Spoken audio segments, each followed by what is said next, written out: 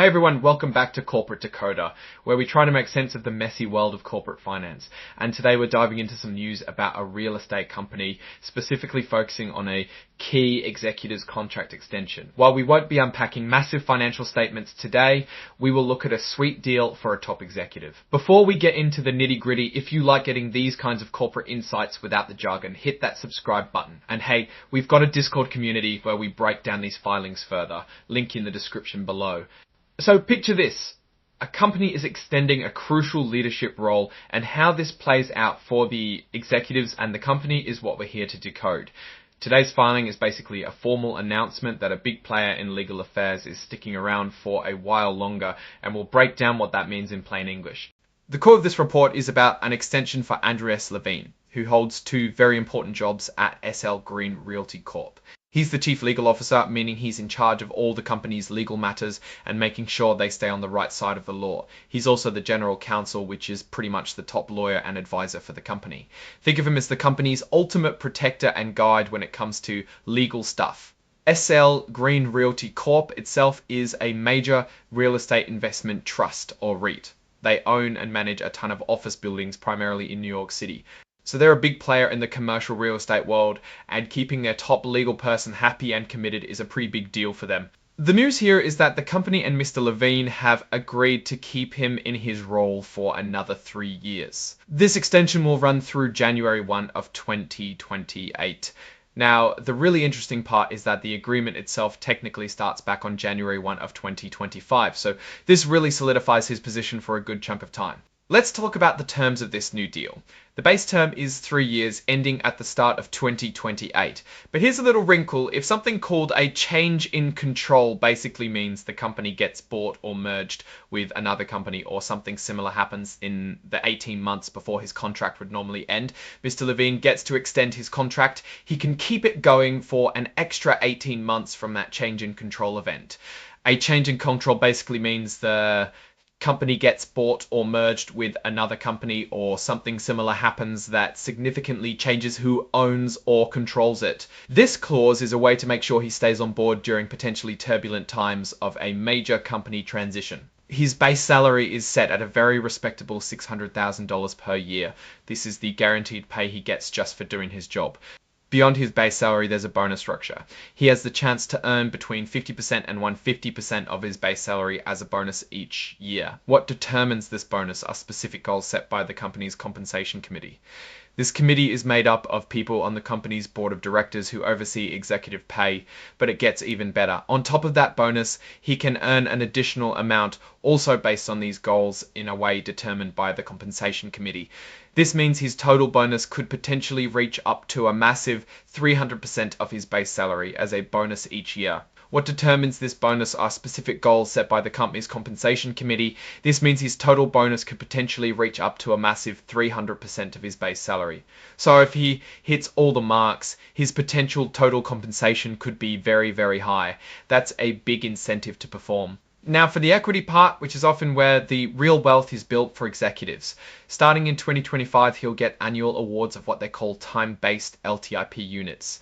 These are essentially like shares in the company, but they're tied to how long he stays with the company, meaning they vest over time. The awards granted in 2025, 2026, and 2027 will vest over roughly 3 years, 2 years, and 1 year, respectively. The company says the value of these awards will be based on his performance. But even for target performance, the amount won't be less than $125, $2,000 Shensi 5, 2026 and 2027 will vest over roughly 3 years, 2 years, and 1 year, respectively.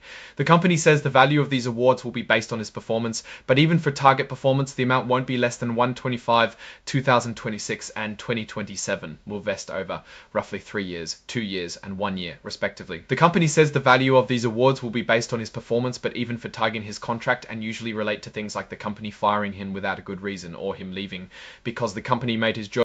Speaking of severance, let's look at what happens if he's let go without cause or leaves for good reason. There are two scenarios. If he's terminated without a change in control event happening, he gets his base salary plus his average annual bonus from the previous 2 years. He also gets the target value of annual equity awards that were supposed to be granted in January of 2026 and 2027 if they haven't been granted yet. Plus, he gets a bonus prorated for any part of the year he worked. All his unvested equity awards vest immediately, except for those tied to performance, and he'll get 12 months of payments to continue his employment benefits. Now, if he's terminated without cause or for good reason around the time of a change in control, his package gets a significant boost. He gets double the amount of pay, 2 times his base salary plus his average annual bonus from the prior 2 years. The target value of those future equity awards still applies, as does the prorated bonus and the acceleration of unvested equity. The big difference here is that instead of 12 months, he'll receive benefit continuation payments for a full 24 months. This essentially doubles the financial cushion if his job ends due to a company takeover. On the flip side, Mr. Levine is agreeing to some restrictions. He can't compete with SL Green while he's employed and for 6 months after he leaves.